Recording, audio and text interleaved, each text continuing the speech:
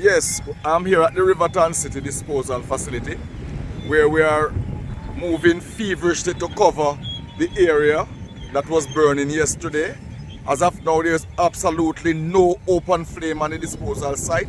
But of course, as is the case always, we have the smoke nuisance that we have to contend with. Right now, we are moving in truckloads and truckloads of cover material from areas of the disposal site where we have our stockpile. We have enough heavy duty equipment and personnel from the Jamaica Fire Brigade with us, and we will get the smoke nuisance under control.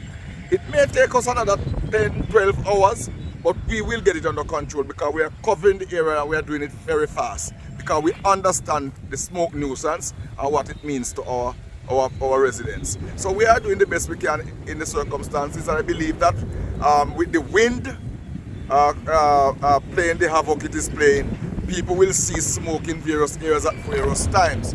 But here on the disposal site, I can tell you it's much calmer than it appears in some of the communities.